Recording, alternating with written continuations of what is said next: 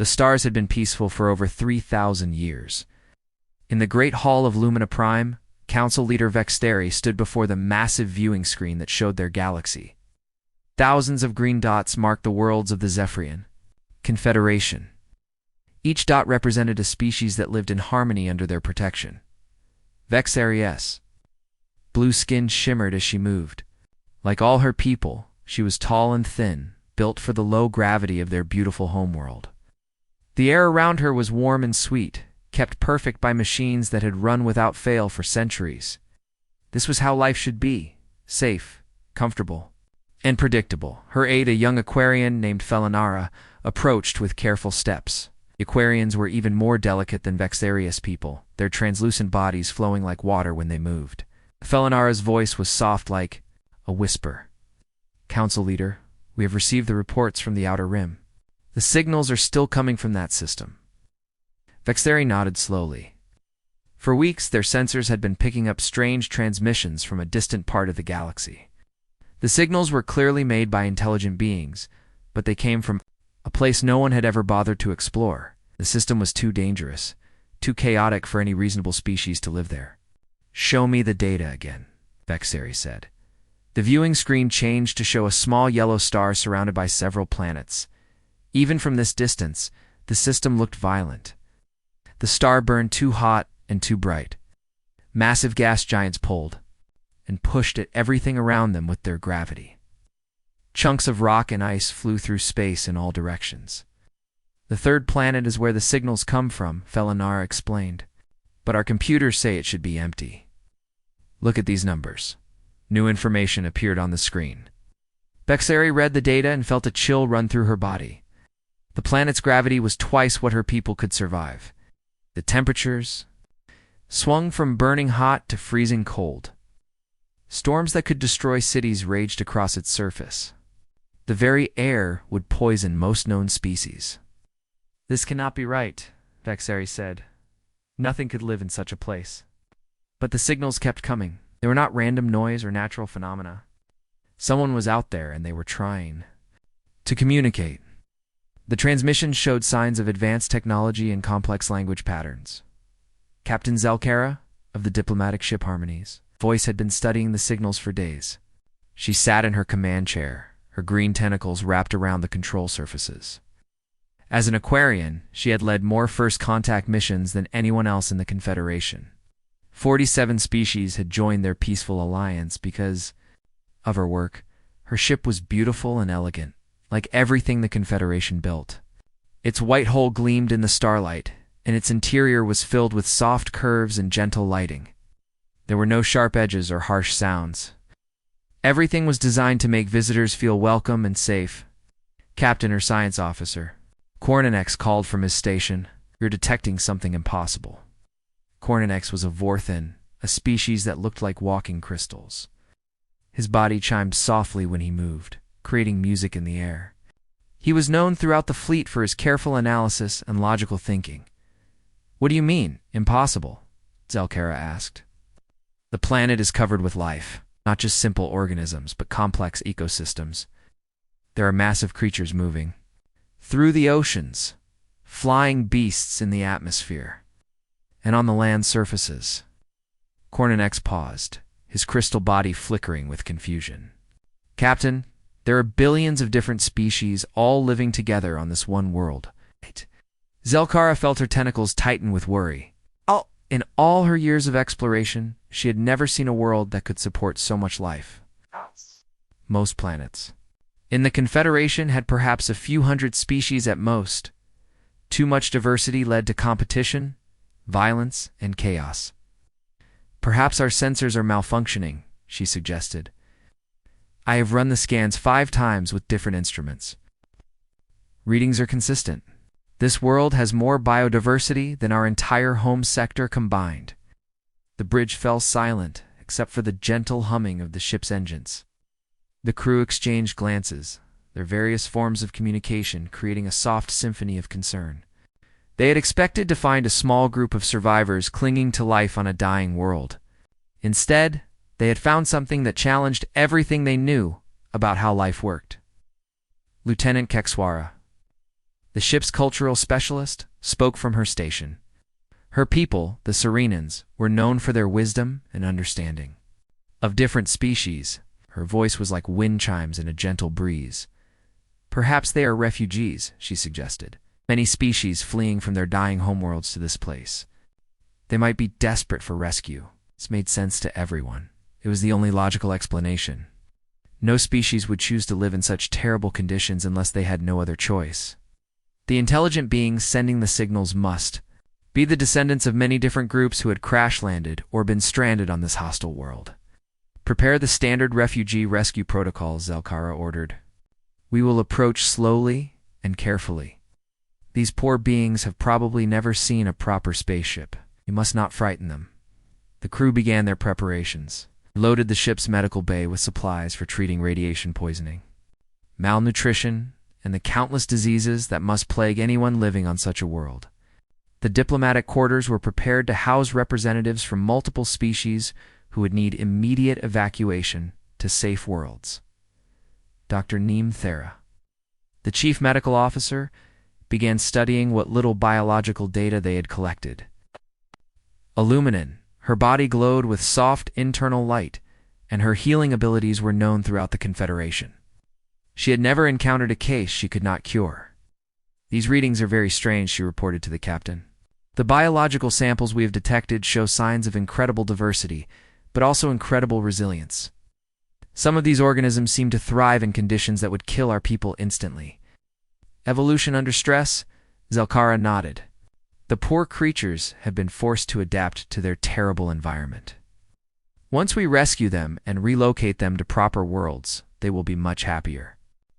As Harmony's voice continued its approach to the unknown system, the crew felt proud of their mission. They were about to save an entire civilization from a nightmare world. It would be another glorious chapter in the Confederation's history of peace and rescue. None of them could imagine that the beings they were rushing to save had no desire to be rescued. None of them could conceive of a species that had looked at a world of constant danger and decided to call it home. It's the very idea that intelligent life could not just survive but flourish in such conditions was beyond their understanding. The signals from the planet grew stronger as they approached. Complex mathematical patterns, artistic transmissions, and what appeared to be entertainment broadcasts filled their receivers. The variety and sophistication suggested a highly advanced civilization. They must have preserved their technology despite their circumstances, Cornix observed. How remarkable that they have maintained their culture while struggling to survive. Captain Zelkara smiled, her tentacles flowing in patterns that showed satisfaction. Soon, they will struggle no more. The Confederation will give them new homes. On beautiful, safe worlds, their suffering will end. The ship continued its journey toward the blue-green planet, carrying with it 3,000 years of assumptions about how intelligent life should exist. Behind them, the peaceful worlds of the Confederation waited to welcome new members, who would surely be grateful for rescue from their terrible fate. But the beings on the third planet were not waiting to be rescued. They were preparing for something. The galaxy had never seen before first contact with a species that had chosen to embrace the storm rather than hide from it. Commander Jake Morrison was drinking his morning coffee when the alarm sounded throughout the EU's Defiant. The bitter black liquid was still hot in his cup as he rushed to the bridge. Around him, his crew moved with the quick efficiency that came from years of training together. "Report," Jake called out as he settled into his command chair. Lieutenant Lisa Grant looked up from her pilot station. Her short blonde hair was pulled back, and her blue eyes were focused on the sensor displays. "Commander, we have a contact. Approaching from outside the solar system. It's big, and it's not one of ours." Jake felt his heart rate increase, but his voice stayed calm. "How big?" "About 3 kilometers long, sir. It's moving slowly and broadcasting what sounds like peaceful intentions. The computer is trying to translate their signals now." This was the moment humanity had been preparing for since they first reached the stars. First contact with an alien species. Jake had run through this scenario 1,000 times in simulations, but the real thing felt completely different. "Wake up the rest of the crew," he ordered. "Get me Dr. Torres in the lab." and tell engineering to bring us to full power. Lisa, plot an intercept course, but keep our weapons offline. We don't want to seem hostile. The bridge came alive with activity. Jake's crew had been chosen carefully for this patrol mission. Each person was the best at their job, and all of them had volunteered to be humanity's first ambassadors to the stars. Engineer Beth Williams was already at her station, her red hair tied back and her hands flying over the controls. All systems green, Commander. We're ready for anything. Weapons specialist Carlos Rodriguez checked his displays one more time. The big man's dark eyes were serious as he spoke. Defensive systems are online but not active. If they try anything, we can respond in seconds. Dr. Sam Torres arrived on the bridge carrying his translation equipment. The tall, thin scientist had spent his entire career studying communication and language. If anyone could talk to aliens, it would be him. The computer has made progress with their language, Dr. Torres reported. They're using mathematical concepts as a base, which makes sense. They seem to be requesting permission to approach for peaceful contact. Jake nodded. Signal them that we agree to meet. Have them follow us to the neutral zone near Jupiter. I want plenty of room to maneuver if things go wrong. The alien ship followed them to the meeting point without any problems. When Jake got his first good look at it, he was amazed. The vessel was beautiful in a way that human ships were not. It looked more like a work of art than a machine of war. Smooth white curves covered its hull, and soft lights glowed from its windows. It doesn't look like a warship, Carlos observed. Maybe they don't build warships, Beth suggested. Maybe they're a peaceful species. Jake hoped she was right, but he had not survived this long by assuming the best about strangers. We'll dock with them according to their request, but we go in armed and ready. Standard first contact protocols. The docking process was surprisingly smooth. The alien ship extended a tube that connected perfectly with the Defiant's airlock. Their technology was clearly advanced. Even if it looked different from human designs, Jake led the boarding party himself, along with Dr. Torres and 2 Marines for security. They wore their best-dressed uniforms and carried sidearms that were visible but not threatening. The goal was to look professional and capable without appearing aggressive. The airlock opened, and Jake got his first look at the aliens. They were nothing like what he had expected. Captain Zelkara was tall and elegant, with green tentacles instead of arms and large, intelligent eyes. Her skin seemed to shimmer in the soft light of her ship's corridors. When she moved, it was like watching water flow. Behind her stood other creatures that were just as strange and beautiful. One looked like it was made of living crystal, chiming softly with each step. Another glowed with internal light, and a third seemed to be made of flowing energy contained in a vaguely humanoid shape. "Welcome," Captain Zelkara said, her voice coming through a translation device. "I am Captain Zelkara of the Zephyrian Confederation. We have come to offer aid to your people." Jake stepped forward and extended his hand in the traditional human greeting. "I'm Commander Jake Morrison of the United Earth ship Defiant. We're honored to meet you." The alien captain looked at his outstretched hand with confusion. Slowly, she extended one of her tentacles to touch it. The moment their skin made contact, Jake felt her recoil in surprise. "You are so warm," she said, her voice filled with wonder, "and so solid. Your body density is remarkable." Jake realized he might have squeezed too hard. He was used to shaking hands with other humans who could handle his grip without problem. "I'm sorry if I hurt you. We didn't know how delicate you might be." The aliens exchanged glances that Jake could not interpret. Dr. Torres stepped forward, with his equipment, trying to establish better communication. As he worked, the alien crew began running scans of the human visitors. The crystal-like alien, who introduced himself as Cornanex, was clearly amazed by what his instruments were telling him. "Captain Zelkara, these readings cannot be correct. Their body temperature is far above what should be possible for complex life, and their bone density is extraordinary." Dr. Torres was having his own surprises. "Commander, their atmosphere is much thinner than ours, and the gravity on this ship is about half what we're used to. No wonder they seem so fragile." The medical officer, Dr. Nemthera, approached with her scanning equipment. Her glowing body pulsed with different colors as she worked. "May I examine one of your people? I am a healer, and I wish to understand your biology. Jake nodded to Dr. Torres, who stepped forward. The alien doctor's scans immediately sent her into what seemed like panic. Her light flickered rapidly as she spoke to her captain in their own language. "What is it?" she gasped. "Captain Zelkara S." Tentacles moved in patterns that the translator couldn't interpret. "Dr. Nimthera is concerned about the toxins in your blood. She detects heavy metals and chemical compounds that would be deadly to any known species. How are you still alive?" Dr. Torres laughed, not understanding how serious the aliens were. "Those aren't toxins. It's just normal human blood chemistry. We need iron for our hemoglobin, and our bodies process all sorts of chemicals naturally." The aliens looked at each other with growing alarm. The idea that a species could have poison running through their veins and consider it normal was horrifying to them. "Your world, Captain Zelkara?" said slowly. The scanners showed it was a death world. High gravity, extreme temperatures, violent weather, toxic atmosphere. "We came to rescue you from that terrible place. But you, ...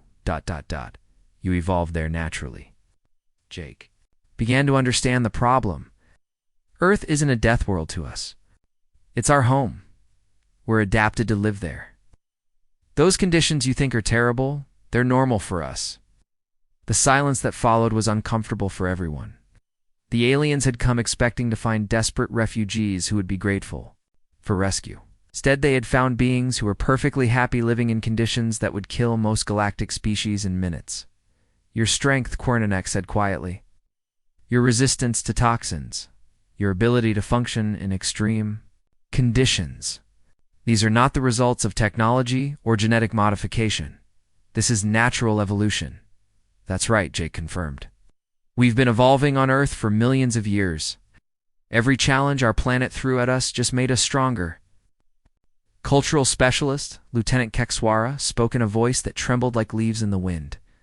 "In all our explorations and all our contacts with intelligent species, we have never encountered anything like this. You are apex predators who developed intelligence. You are survivors who chose cooperation over conquest." Beth Williams, who had been quiet until now, decided to demonstrate human capabilities. She casually lifted a piece of equipment that had taken two aliens working together to move earlier. "Is this really that heavy to you?" The aliens watched in amazement as the human engineer handled the device like it weighed nothing. What required mechanical assistance for them was casual work for her. "We need to report this to the Confederation." Immediately, Captain Zelkara said. "The galaxy has never seen anything like your species. You are Deathworlders who embrace death worlds instead of fleeing from them." Jake could see that first contact was not going the way either. Side had expected. Aliens seemed more afraid of humans than curious about them. And Jake was beginning to realize that humanity might be very alone in the galaxy in ways they had never imagined. "Maybe we should start with smaller steps," he suggested. "Cultural exchange, sharing information, learning about each other slowly." As he looked at the aliens' reactions to simple human biology and casual displays of strength, Jake wondered if the galaxy was ready for humanity at all. News of the Deathworlders spread through the Confederation like wildfire. On Lumina Prime, Council Leader Vexeri stood before an emergency session of the Galactic government. Representatives from hundreds of species filled the Great Chamber, their various forms creating a symphony of worried sounds. "The reports cannot be accurate," declared Ambassador Vexmorin of the Hegemony Worlds. His crystalline body rang like bells as he spoke. "No species can survive the conditions described. It violates everything we know about biological limits." Vexeri activated the holographic display showing the data from Captain Zelkara's encounter. The numbers appeared in the air above the assembly, and gasps echoed through the chamber in dozens of different languages. "The humans operate in gravity that would crush most of us," she announced. "They breathe an atmosphere that would corrode our lungs. Their blood contains metals that would poison any known species, yet they are not only alive, they are thriving." On the other side of the galaxy, Marine Colonel Amy Parker stood on the bridge of the UES Challenger as it approached Lumina Prime. Her team had been chosen carefully for this cultural exchange. Each person represented the best of humanity's diplomatic and military traditions. "Lieutenant, Danny Reed checked the sensors at his station. The young officer had grown up on Mars colonies, so he was used to different environments. "Colonel, their planet is beautiful. Perfect climate, low gravity, no dangerous weather. It's like a vacation resort." Sergeant Nina Clark laughed from her position near the weapons console. The tough woman from the Canadian wilderness found the idea amusing. "Sounds boring to me." "What do they do for excitement?" Professor Ryan Hayes, their diplomatic attaché, was busy studying the cultural files. The elderly scholar had spent his life learning about human societies, and now he faced the challenge of explaining humanity to aliens. According to their broadcasts, they spend most of their time on art, philosophy, and peaceful cooperation. They seem to have eliminated most forms of conflict from their worlds.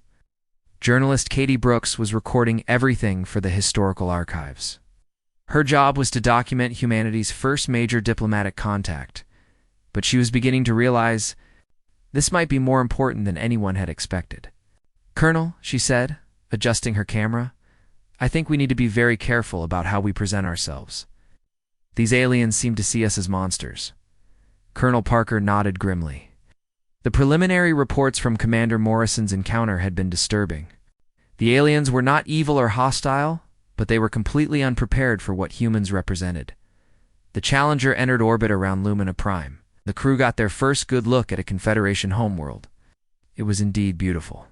With perfect blue oceans and white clouds, cities floated like jewels on the surface, connected by graceful bridges and transportation tubes. "No defensive installations," observed Sergeant Clark. "No military bases, no weapons platforms. How do they protect themselves?" "From what?" Professor Hayes asked. "They've eliminated war between their member species. Crime is almost unknown.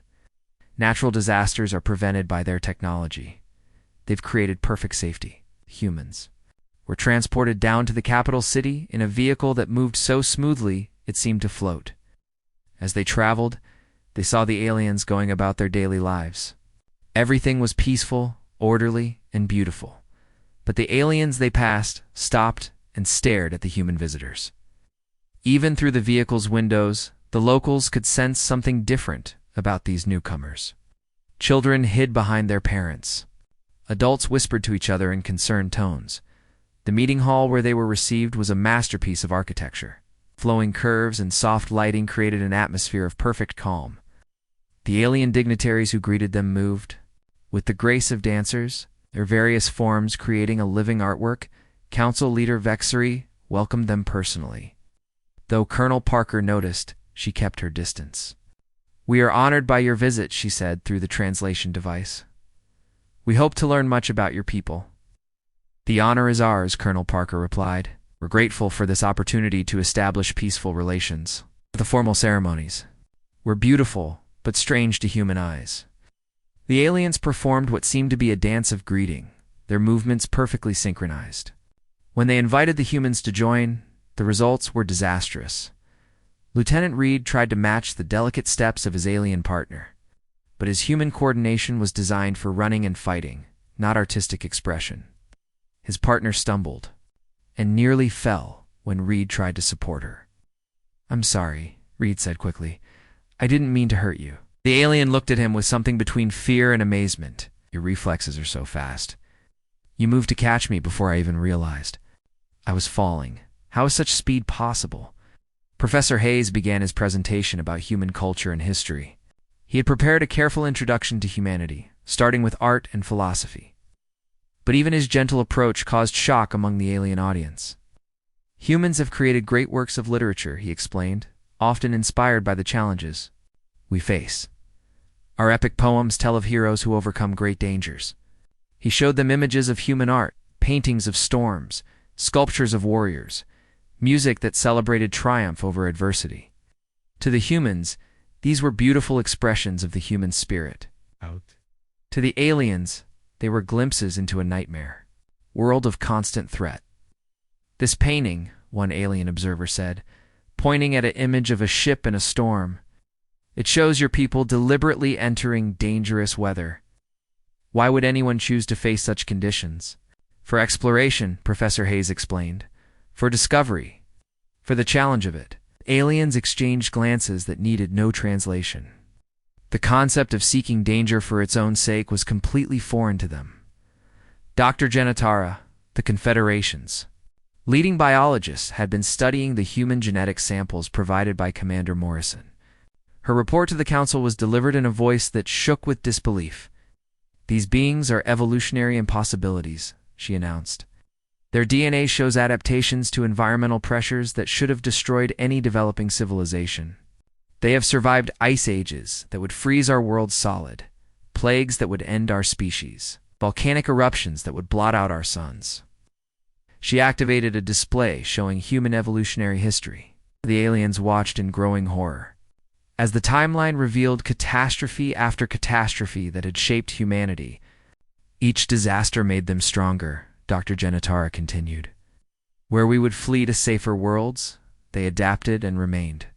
Where we would use technology to avoid hardship, they embraced it as a teacher. The cultural demonstration that followed drove the point home even more dramatically. Katie Brooks had brought examples of human entertainment to share with their hosts. She thought it would help the aliens understand human creativity and imagination. The first movie she showed was a simple adventure film about mountain climbing. To humans, it was an inspiring story of determination and teamwork.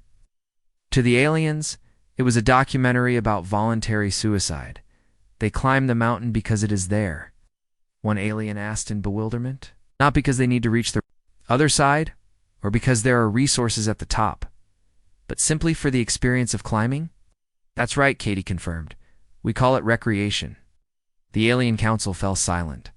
The idea that beings would seek out mortal danger for fun was beyond their comprehension. Sergeant Clark decided to demonstrate human physical capabilities. She asked for the heaviest object in the room, which turned out to be a ceremonial statue that normally required a small crane to move. She lifted it easily with one hand. The aliens backed away as if she had just performed magic. Some of them began speaking rapidly in their own languages, and the translation devices struggled to keep up with the flood of panicked communication. "She is incredibly strong," one alien whispered. "What if they decide to use that strength against us?" Colonel Parker realized the demonstration was backfiring. "It would never hurt you," she said quickly. "Humans are peaceful. We don't use our strength to harm others without cause." But the damage was done. The aliens now saw humans not as potential friends, but as walking weapons who could destroy their fragile civilization without even trying. The meeting ended earlier than planned. As the humans returned to their ship, they could feel the weight of alien stares following them. What was supposed to be a cultural exchange had become a revelation that terrified an entire galactic civilization. "I don't think that went very well," Lieutenant Reed observed. Professor Hayes was quiet for a long moment. "I think we just learned something important about our place in the galaxy. We're not just different from them. We're something they never imagined could exist." As the Challenger left orbit, emergency sessions were already beginning throughout the Confederation. The news was spreading to every member world. The Deathworlders were real, they were powerful, and they were coming to the stars. For the first time in 3,000 years, the galaxy was afraid. Admiral Kate Sullivan stood on the bridge of the U.S. Phoenix, watching the star maps that showed humanity's expanding reach into the galaxy. In the 3 months since first contact, human ships had traveled to dozens of systems that the Confederation had marked as uninhabitable. What they found there changed everything. "Admiral, we're receiving a transmission from Captain Adams," reported Communications Officer Tony Walsh. His fingers moved quickly over his console as he cleared up the signal. "The Corvairith are ready to make contact." Kate nodded, feeling the weight of history on her shoulders. The Corvairith were the first non-human Deathworld species they had discovered, and their world made Earth look like a peaceful garden. On the main screen, Captain Luke Adams appeared from the bridge of his exploration vessel. Behind him, the crew worked at stations designed for the harsh conditions they regularly faced.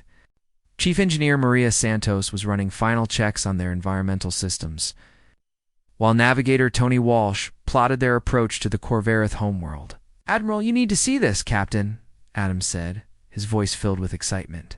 "Corvar Prime is incredible. Surface temperature averaging 800 degrees Celsius. Atmosphere so thick with sulfur compounds, it would melt our ship's hull without protection. And the Corvareth not only live there, they've built a civilization that spans the entire planet. The transmission switched to external cameras showing the Corvareth world. Massive volcanoes erupted constantly, sending rivers of lava across landscapes that glowed like furnaces.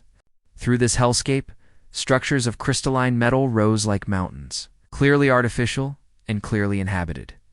Intelligence Officer Laura Gray leaned forward in her chair. How do they survive those conditions? Their silicon-based life forms, Adams explained. They literally eat rock and drink molten metal. To them, our kind of world would be a frozen wasteland where nothing could live. The first meeting with the Corvareth took place in space, on a specially built platform that could handle both species' environmental needs. Commander Pete Johnson led the human diplomatic team, accompanied by geologist Dr. Helen Murphy and cultural specialist officer Steve Cooper. The Corvareth delegation was unlike anything humans had ever imagined.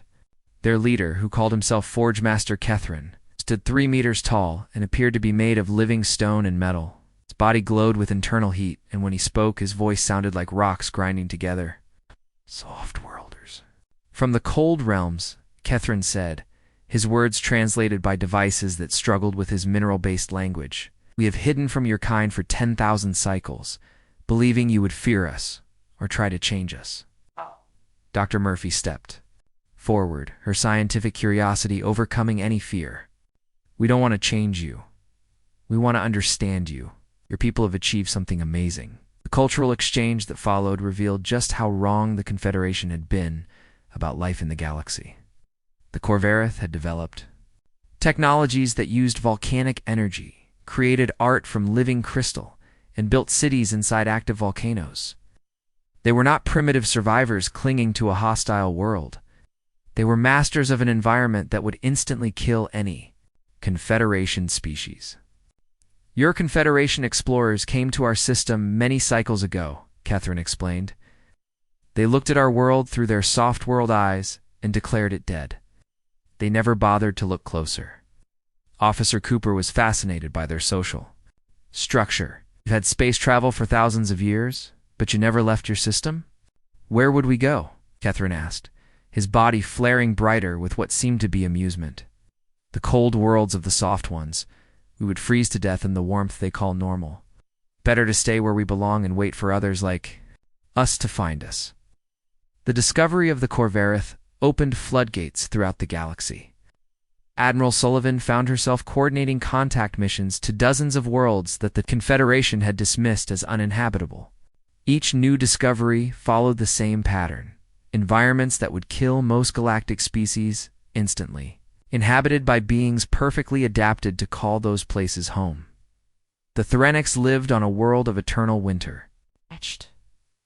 Fell as rain, and the warmest temperature was hundreds of degrees below what humans considered freezing.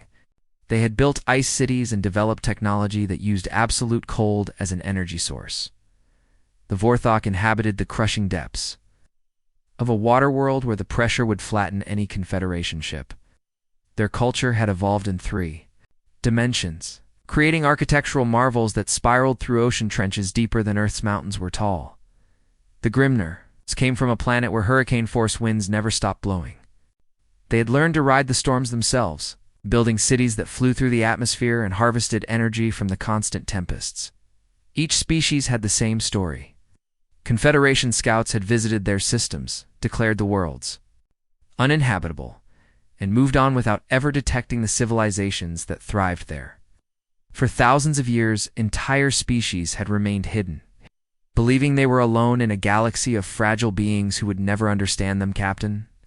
Ashley Young commanded the UES Horizon when they made contact with a species that challenged even human definitions of impossible. The Nexari lived inside a star, their plasma-based bodies riding the solar currents and feeding on nuclear fusion itself. Admiral Young reported from a safe distance outside the star's corona. They're asking why we live in the cold darkness. Between stars? To them, empty space is like the deep ocean to us. We can't understand how we survive without nuclear fire to sustain us. The implications were staggering. The galaxy was not dominated by the soft-world species of the Confederation. There were Deathworld civilizations everywhere, hidden from sight because the Confederation had never learned to look for life in impossible places. Admiral Sullivan called a meeting of all human commanders to discuss what they had learned. Holographic conference room filled with captains and diplomats from across human space. "We're looking at a complete revision of galactic politics," she announced. "The Confederation represents maybe 10% of the galaxy's intelligent species. The other 90% have been hiding on worlds too dangerous for the Confederation to explore." Captain Adams spoke from his station near Corvar Prime. The Corvareth had been in contact with 17 other Deathworld species in their local cluster. They've been trading and sharing information for millennia. There's an entire Deathworld economy that the Confederation never knew existed. The news got even more interesting when Dr. Murphy's geological surveys revealed that Deathworld species had been deliberately avoiding the Confederation for thousands of years. "They knew about the Softworlders," she reported. "Every Deathworld species we've contacted has records of Confederation scouts visiting their systems. But they also have cultural traditions about hiding from the fragile ones who couldn't understand their way of life." Commander Johnson had spent weeks with the Corvareth cultural historians. They have legends about ancient times when Deathworld species tried to contact Softworld civilizations. Every attempt ended badly. Either the Softworlders were terrified and tried to destroy them, or they tried to rescue them from their natural environments. The pattern was clear. The galaxy was divided into two completely different types of civilization. The Confederation represented species that had evolved on gentle worlds and sought safety, comfort, and predictability. The Deathworld species had evolved on hostile planets and embraced challenge, adaptation, and survival. Admiral Sullivan made a decision that would reshape galactic history. "We're going to bring them together. All of them. The Deathworld species have been hiding long. Enough." The call went out across the galaxy through channels the Confederation had never known existed. Deathworld species that had hidden for millennia began to emerge from their impossible worlds. They came in ships that could survive conditions no Confederation vessel could endure, crewed by beings who had turned survival into an art form. The first Deathworld Alliance gathering was held in the asteroid belt of a system too chaotic for the Confederation to patrol. Representatives from dozens of species met in the cold vacuum of space, each delegation bringing environmental suits designed for their specific needs. Forge Master Cathron of the Corvareth stood beside Admiral Sullivan as they watched the ships arrive. Vessels of living ice brought the Threnax. Pressure-hold spheres carried the Depotion Vorthok. Storm riders from the Grimnar homeworld danced through the asteroid field like leaves in the wind. "For the first time in our history," Catherine said, his translation device conveying what sounded like deep emotion, "we do not stand alone. The humans have shown us that strength comes not from hiding, but from standing together." The alliance that formed that day was unlike anything the galaxy had ever seen. Species that had spent millennia believing they were alone discovered they were part of a vast community of survivors who turned hostile worlds into homes. But the Confederation was watching. Their scouts reported the gathering with growing alarm. For 3,000 years, they had believed they were the galaxy's dominant civilization. General Mike Thompson watched the holographic display showing the positions of fleets throughout the galaxy. The Deathworld Alliance had grown rapidly in the 6 months since its formation. But not everyone was happy about the changes. Red markers showed Confederation military forces moving toward Earth, and Mike knew that peaceful coexistence was about to end. "General, we're receiving a transmission from Admiral Ford," reported his aide, Lieutenant Colonel Sarah Blake. "The Joint Defense Fleet is in position." Admiral Rachel Ford commanded the combined human-alien defense force from the bridge of the massive Alliance vessel, Unbreakable. Her crew included beings from a dozen Deathworld species, each contributing their unique strengths to the ships. Capabilities: the Corvareth had built engines that could run in the heart of a star. The Threnax had created armor that grew stronger in extreme cold. The Vorthok had designed pressure systems that could withstand crushing depths. General Thompson: "Our scouts report the Confederation fleet will arrive at Earth in 12 hours, Admiral Ford announced. "They have 200 ships and believe they're facing a single primitive world. Mike smiled grimly. Do they know about our allies? No, sir. The Confederation still thinks humans are alone. They have no idea what's waiting for them. The man leading the Confederation attack was War Minister Fix Morin, a hardliner who believed the Deathworld species represented a threat to galactic peace. His crystalline body rang with aggressive harmonics as he addressed his fleet commanders. These humans and their savage allies must be stopped before they corrupt the galaxy, he declared. Their primitive worship of violence and danger cannot be allowed to spread. We will show them the superiority of civilized warfare. His fleet was impressive by Confederation standards. 200 elegant ships moved through space like a ballet, their crews trained in the precise military doctrines that had kept peace in the galaxy for thousands of years. They expected to find Earth defended by crude human vessels and perhaps a few refugee ships from other Deathworld species. What they found waiting for them made the Smorin-S entire fleet stop in space. Earth was surrounded by the most impossible collection of warships the galaxy had ever seen. Human vessels built like flying fortresses hung alongside Corvarith ships that glowed like miniature suns. Thrunak's ice ships that could freeze space itself drifted next to Vorthok, pressure spheres that could survive inside gas giants. Stormrider vessels from the Grimner homeworld danced through the formation like living lightning. Possible, Morin whispered. How did so many Deathworld species survive undetected? His science officer, a nervous Serenian named Velkara, checked her instruments repeatedly. Sir, I'm reading energy signatures that don't match any known technology. Some of these ships are generating power levels that should tear them apart. Colonel Jack Taylor commanded Earth's orbital defense platforms from Luna Base, the Grizzled. Marine had been preparing for this moment since the first diplomatic failures months ago. His screens showed the Confederation fleet holding position just outside the solar system. They're scared, observed Captain Ashley Young from her position aboard the defense station Unity. Look at their formation. They came expecting an easy victory and found something they don't understand. The space battle that followed lasted only 3 hours, but it changed galactic history forever. The Confederation attacked with precise military formations, using weapons designed for conflicts between fragile species who fought according to established rules. The Deathworld Alliance fought like forces of nature. Corvarith ships charged directly into the Confederation formation, their hulls glowing white-hot as they absorbed enemy fire and converted it into more power for their weapons. Thrunak's vessels released clouds of supercooled gas that froze Confederation ships solid in seconds. Vorthok spheres created artificial gravity, while that crushed enemy vessels like tin cans. But it was the human ships that truly shocked the Confederation forces. Captain Roy Mitchell commanded the UES Defiance as it dove through the enemy formation, taking hits that would have destroyed any Confederation vessel and continuing to fight. Human ships were built to survive, not to look beautiful, and they absorbed punishment that seemed impossible. Their ships are still fighting after losing main power, reported one terrified Confederation captain. How are they still moving?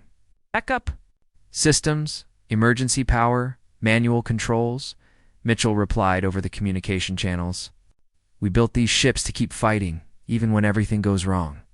The human strategy was unlike anything the Confederation had ever faced. Instead of trying to avoid damage, human ships used their superior endurance to outlast their enemies. They took hits that would cripple Confederation vessels and kept fighting until the enemy ran out of ammunition or power. Dr. Jennifer Stone watched the battle from Earth's surface, recording everything for the historical archives. As a xenobiologist, she understood what was really happening. This was not just a military conflict, it was evolution in action. The Confederation has never faced an enemy that could take damage and keep fighting, she noted in her report. Entire military doctrine is based on avoiding casualties, not enduring them. They're not equipped for a war of attrition against species that view survival as their greatest strength.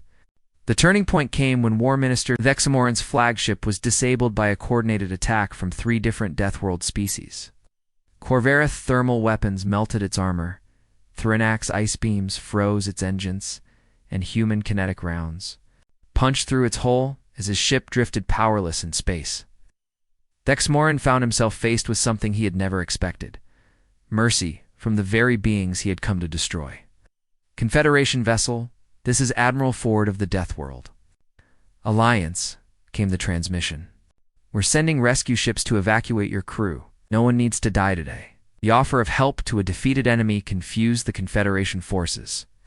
In their experience, military conflicts ended with the loser being destroyed or subjugated. The idea that Deathworld species would show mercy to those who had attacked them was incomprehensible.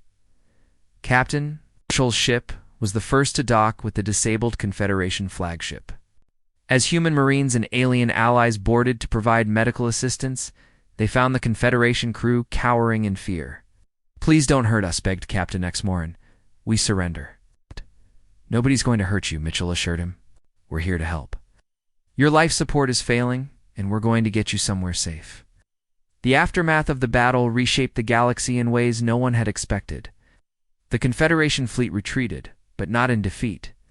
They carried with them stories of Deathworld mercy that spread throughout their territory faster than any military report. Ambassador Claire Davis, humanity's chief diplomat, found herself busier than ever as Confederation worlds began requesting meetings with the Deathworld Alliance. Species that had lived in fear of conflict for millennia were fascinated by beings who could fight without hatred and show mercy to those who had tried to destroy them. "We're receiving requests for cultural exchanges from over 50 Confederation worlds," she reported to General Thompson. "They want to learn how we balance strength with compassion." The transformation was not immediate or easy. Species that had spent millennia avoiding conflict had to learn new ways of thinking about strength and survival. Gradually, the galaxy began to change. Captain Jack Turner led the first joint exploration mission into the Galactic core. Where conditions were too dangerous for traditional Confederation ships to survive, his crew included both Confederation scientists eager to learn and Deathworld engineers ready to build ships that could handle anything. "We're detecting another Deathworld species near the Galactic Center," reported his science officer, Illuminan, named Brightsinger Nala. "The neutron star radiation should have killed anything in this system, but we're reading clear signs of civilization." The discovery pattern continued. Everywhere the joint expeditions looked, they found life thriving. In impossible conditions, the galaxy was not divided between the strong and the weak, but between those who had learned to embrace challenge and those who had learned to avoid it. Years passed, and the changes became permanent. The old Confederation evolved into something new, a galactic community where diversity of origin became a source of strength rather than division. Soft-world species learned to push their boundaries, while Deathworld species learned to appreciate peace. Dr. Stone established the Galactic's Adaptation Institute on Earth, where beings from across the galaxy came to study how life could thrive in any environment. Her students included Confederation researchers who wanted to explore previously impossible worlds and Deathworld engineers who wanted to make hostile environments more livable. The galaxy's greatest discovery, she often told her classes, was not that we were alone, but that we were never alone. Life finds a way everywhere, and intelligence follows life into places we never thought possible. The story ended not with conquest or domination, but with understanding. Earth, once seen as a death trap, became a symbol of possibility. The Deathworld species did not rule the galaxy through force, but through example. They showed that the greatest civilizations were not built by avoiding challenges, but by growing stronger through them.